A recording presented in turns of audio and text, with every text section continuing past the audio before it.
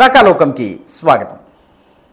ఈ కంటెంట్ మీకు నచ్చినట్టయితే లైక్ బటన్ని ప్రెస్ చేయండి. పక్కనే ఉన్నటువంటి షేర్ బటన్ని ప్రెస్ చేయడం ద్వారా ఈ కంటెంట్ని మీ బంధుమిత్రులకు పంపవచ్చు. ఆ పక్కనే ఉన్న సబ్స్క్రైబ్ బటన్ని నొక్కడం ద్వారా మీరు పూర్తి ఉచితంగా రాకాలోకం సబ్స్క్రైబర్ కావచ్చు. దాని పక్కనే ఉన్నటువంటి బెల్ ఐకాన్ని ప్రెస్ చేయడం వల్ల మీరు రాకాలోకంలో పోస్టులు పెట్టినా అప్లోడ్లు పెట్టినా కూడాను మీరు నోటిఫికేషన్ ద్వారా తెలుసుకోవచ్చును, అప్ టు డేట్గా ఉండవచ్చు. మిత్రులారా, ఢిల్లీ లిక్కర్ కుంభకోణం, ఢిల్లీ మద్యం కుంభకోణంలో తెలంగాణ మాజీ ముఖ్యమంత్రి కేసీఆర్ కుమార్తె, ప్రస్తుతం శాసనమండలి సభ్యురాలు అయినటువంటి కల్వకుంట్ల కవితను ఈడీ అరెస్ట్ చేసింది. అరెస్ట్ చేసి ఆమెను ఢిల్లీకి తీసుకువెళ్తోంది. ఢిల్లీలో ఈ కేసు ఢిల్లీకి సంబంధించింది కాబట్టి, ఢిల్లీ రాష్ట్ర ప్రభుత్వానికి సంబంధించింది కాబట్టి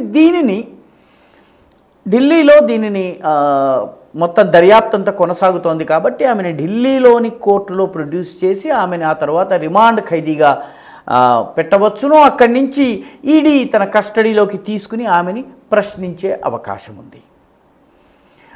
శుక్రవారం నాడు మధ్యాహ్నం నుంచే ఆమె ఇంటి మీద సోదాలు జరగటము, ఇంట్లో ఉన్నటువంటి 14-15 సెల్ ఫోన్స్ని జప్తు చేసుకోవడము, కొన్ని పత్రాలను తీసుకోవడము, ఇవన్నీ జరుగుతూ వచ్చాయి.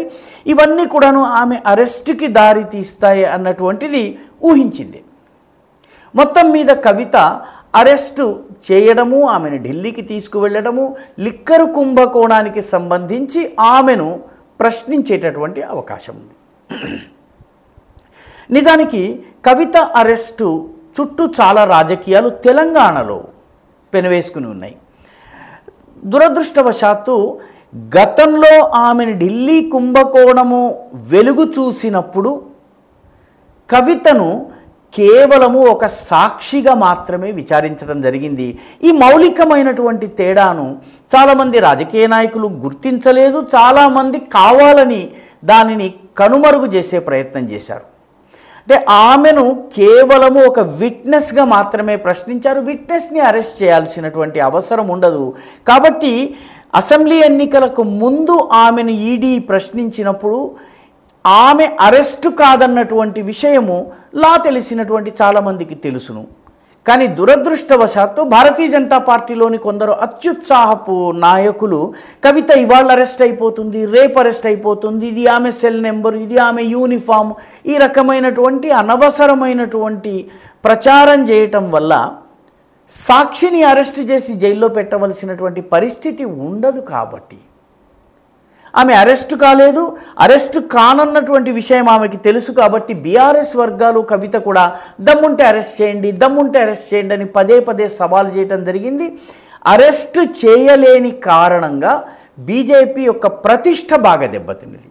ఎందుకంటే బీజేపీ ఎక్స్పెక్టేషన్ని పెంచింది. వాస్తవానికి అసెంబ్లీ ఎన్నికల సమయంలో ఆమె కేవలము లిక్కర్ స్కాము, ఢిల్లీ లిక్కర్ స్కాములో సాక్షి మాత్రమే. అయితే ఇప్పుడు మారిన పరిస్థితుల్లో ఈ ఢిల్లీ లిక్కర్ స్కామ్ యొక్క పరిధిని విస్తృతం చేసి దీనిలో ఆమెను కూడా ఒక నిందితురాలుగా చేర్చారు. దయచేసి గమనించండి, ఆమె నిందితురాలు మాత్రమే, ఆమె నేరం రుజువు కాలేదు. నిందితురాలుగా ఆమెని అరెస్ట్ చేస్తారు, ప్రశ్నిస్తారు. ఆ లిమిటెడ్ పీరియడ్ ఏదైతే ఉంటుందో ఆ పీరియడ్ వరకు ఆమెను ఉంచవచ్చును. ఆ తర్వాత ఆమెకి బెయిల్ లభిస్తుంది, ఆమె బయటకు వస్తారు. కాబట్టి బయటకు రాగానే విజయమని వీళ్ళు జరుపుకోవడానికి లేదు, ఆమె బయటకు రాగానే ఓడిపోయామని కొందరు భావించడానికి లేదు. ఇది ఒక సహజమైనటువంటి ప్రక్రియ, సహజమైనటువంటి న్యాయ ప్రక్రియ. ఢిల్లీ లిక్కర్ స్కామ్ వాస్తవానికి కేజ్రీవాల్ ప్రభుత్వము, ఆమ్ ఆద్మీ పార్టీ ప్రభుత్వపు అతిపెద్ద కుంభకోణం. ఆమ్ ఆద్మీ పార్టీ 2019లో అధికారంలోకి రాగానే 2020లో ఒక మంత్రుల కమిటీని ఏర్పాటు చేసి లిక్కర్ పాలసీని రివ్యూ చేయాలని చెప్పింది. లిక్కర్ పాలసీని రివ్యూ చేయాలన్నటువంటి కమిటీకి అప్పటి ఉప ముఖ్యమంత్రి, ఎక్సైజ్ మంత్రి అయినటువంటి మనీష్ సిసోడియా నాయకుడు వాళ్ళు ఒక నివేదికను సమర్పించి మొత్తం లిక్కర్ పాలసీని మార్చాలన్నారు. అప్పటి వరకు ఢిల్లీలో ఉన్నటువంటి 849 లిక్కర్ అవుట్లెట్స్ ఏవైతే ఉన్నాయో వీటన్నిటినీ కూడాను ప్రభుత్వము ఎంతో కొంత నియంత్రణ ఉండేది వాటి ధరల మీద. అయితే ఈ 849లో 500కు పైబడి లిక్కర్ అవుట్లెట్స్ ఏవైతే ఉన్నాయో వీటిని వేలం వేయటం జరిగింది. జోన్ వైజ్గా ఒక్కొక్క కంపెనీకి, లిక్కర్ తయారు చేసే కంపెనీకి ఇవ్వడం జరిగింది. ఆ స్థాయిలో లిక్కర్ ప్రొడ్యూస్ చేసేటటువంటి కొన్ని కంపెనీలు మాత్రమే బిడ్డింగ్ చేయగలిగేలా చేశారు. దీనిలో సౌత్ గ్రూప్ అనేటటువంటి దక్షిణాదికి చెందినటువంటి ఒక గ్రూప్ ఉంది. ఆంధ్రకు చెందినటువంటి అప్పట్లో వైఎస్ఆర్సీపీలో ఉన్నటువంటి ఒక నాయకుడి కుమారుడు వాళ్ళందరూ కూడా ఉన్నారు. వీళ్ళు ఆమ్ ఆద్మీ పార్టీతో ఒప్పందం చేసుకునే సమయంలో తమకు ప్రతినిధిగా కవితను చూపించారు అన్నది ఇక్కడ ఆరోపణ. ఈ సౌత్ గ్రూప్ చాలా ఎక్కువ లిక్కర్ అవుట్లెట్స్ని తీసుకుంది. ఆ తర్వాత వేరే వేరే కంపెనీలు కూడా ఢిల్లీ దగ్గర ఉన్నటువంటి 3-4 కంపెనీలకి మాత్రమే 500కు పైబడి లిక్కర్ అవుట్లెట్స్ ఇవ్వడం జరిగింది. వీళ్ళు ఒక్కసారిగా లిక్కర్ ప్రైజెస్ని తగ్గించారు. దాంతో ఆ మిగిలిన 300 లిక్కర్ అవుట్లెట్స్ ఏవైతే ఉన్నాయో అవి లిక్కర్ ప్రైజ్ని తగ్గించలేక, అమ్ముకోలేక అవి నష్టాల పాలై నెమ్మదిగా అవన్నీ కూడాను మూసుకుపోయే పరిస్థితి వచ్చింది. ఆ తరువాత ఈ ఎక్కువ తర్వాత వీళ్ళు ధరను పెంచటము, తర్వాత ప్రభుత్వానికి ఇచ్చే కమిషన్ తగ్గడము, ప్రభుత్వ ఆదాయం తగ్గడం, ఇదంతా జరిగింది. ఈ మొత్తము ఒప్పందంలో దాదాపు 200 కోట్లు చేతులు మారినట్టుగా, ప్రభుత్వానికి లంచం రూపంలో అందినట్టుగా, ఈ అందినటువంటి లంచంలో 100 కోట్లు గోవాలో జరిగినటువంటి అసెంబ్లీ ఎన్నికల్లో ఆమ్ ఆద్మీ పార్టీ కోసము ఉపయోగించినట్టుగా ఆరోపణలు ఉన్నాయి. ఈ మొత్తం ఆపరేషన్స్ చేసినటువంటి వ్యక్తి ఆమ్ ఆద్మీ పార్టీ కమ్యూనికేషన్ విభాగానికి చెందినటువంటి విజయ్ నాయర్ అని.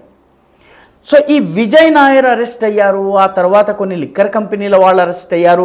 సౌత్ గ్రూప్కి చెందినటువంటి ఒకరిద్దరు అరెస్ట్ అయ్యారు. హైదరాబాద్కి చెంది కవితకు అత్యంత సన్నిహితుడుగా భావించేటువంటి రామచంద్ర పిళ్ళై, అభిషేక్ బోయినపల్లి అనేటటువంటి వ్యక్తి, వీళ్ళందరూ అరెస్ట్ అయినప్పటి నుంచి కూడాను కవితని ఇంతకాలం వరకు ఈ మొత్తం కేసులో ఒక సాక్షిగా మాత్రమే విచారించారు. ఇప్పుడు ఆమెని ఇందులో నిందితురాలుగా చేర్చడం వల్ల అరెస్ట్ చేయడం జరుగుతోంది. కాబట్టి బీజేపీలోని కొందరు నేతల అత్యుత్సాహం వల్ల అరెస్టు అయ్యే అవకాశం లేని కవితను అరెస్ట్ అయిపోతుందని చెప్పడం వల్ల బీఆర్ఎస్కి కొత్త ఊపిరి పోసినట్లయింది, బీఆర్ఎస్కు ఒక ఆయుధం ఇచ్చినట్టయింది. బీజేపీ ఆ మేరకు కవితని అరెస్ట్ చేయలేక దెబ్బతిన్నటువంటి చెడ్డ పేరు తెచ్చుకుంది. వాస్తవానికి ఇప్పుడు ఆమెని నిందితురాలుగా చేర్చిన కారణంగా ఆమెను క్వశ్చన్ చేయడం జరుగుతుంది. ఎందుకంటే ఈ మొత్తంలో 2 కేసులు ఉన్నాయి. గమనించాల్సిన విషయం ఏంటంటే, ఒకటి సిబిఐ దర్యాప్తు చేస్తుంది, అది ప్రొసీజరల్, అంటే ఈ లిక్కర్ పాలసీ మార్చటము, దీనికి సంబంధించినటువంటి ప్రొసీజర్స్ ఏవైతే ఉన్నాయో, ప్రక్రియలలో ఉన్నటువంటి లోపాలను అది అధ్యయనం చేస్తోంది. ఉదాహరణకి GNCTD act 1991 transaction of business rules, Delhi అసెంబ్లీలో ఏ రకంగా చట్టాలు చేయాలన్నటువంటి రూల్ ఒకటి ఉంది, 1993ది. ఢిల్లీ ఎక్సైజ్ యాక్ట్ 2009 ఉంది, ఢిల్లీ ఎక్సైజ్ రూల్స్ 2010. వీటికి సంబంధించిన ప్రక్రియలను ఉల్లంఘించారు అన్నటువంటి కేసును సిబిఐ దర్యాప్తు చేస్తోంది. దీనిలో ఈ లంచం అమౌంట్ ఏదైతే ఉందో అది మనీ లాండరింగ్ జరిగింది, చేతులు మారింది, గోవా ఎన్నికల్లో ఫండ్ చేయడానికి వెళ్ళిందన్నది 2వ ఆరోపణ. ఈడీ ఈ 2వ ఆరోపణను దర్యాప్తు చేస్తోంది. ఇప్పటికే ఆమ్ ఆద్మీ పార్టీ అధినేత, ముఖ్యమంత్రి అయినటువంటి అరవింద్ కేజ్రీవాల్ను అనేకసార్లు పిలిచినప్పటికీ ఆయన అవాయిడ్ చేస్తూ వచ్చారు. త్వరలో ఆయన చుట్టూ కూడా ఉచ్చు బిగుసుకునేటటువంటి అవకాశం ఉంది. కవిత అరెస్టు ఆశ్చర్యం కలిగించేటటువంటి విషయం కాదు. అయితే బీఆర్ఎస్కి ఇది చాలా దురదృష్టకరమైనటువంటి ఘడియల్లో వచ్చింది. పార్టీ పూర్తిగా కుదేలై ఉంది. లోకసభ ఎన్నికలకు అభ్యర్థుల్ని సైతం వెతుక్కునే పరిస్థితిలో లేదు. పార్టీలో ఉన్నటువంటి కీలక నేతలు పార్టీని విడిచిపెడుతున్నారు. పార్టీ రోడ్డు మీదకి వచ్చి ఒక చిన్నపాటి ఉద్యమం కూడా చేయగలిగే స్థితిలో లేదు. ఈ బలహీన క్షణంలో కవితను అరెస్ట్ చేయటం వల్ల బీఆర్ఎస్ ఎన్నికల వ్యూహాలనే రచిస్తుందా, లేకపోతే కవిత అరెస్ట్కి ప్రొటెస్టే చేస్తుందా అన్నది ఒక పెద్ద సవాలు. బీఆర్ఎస్ కనుక పిలుపునిస్తే కార్యకర్తలు రోడ్డు మీదకి వచ్చి ఉద్యమాలు చేసేటటువంటి వాతావరణం నేడుందా అన్నది 2వ ముఖ్యమైనటువంటి విషయం. మొత్తం మీద మూలిగే బీఆర్ఎస్ మీద తాటికాయ పడింది, అందులో సందేహం లేదు.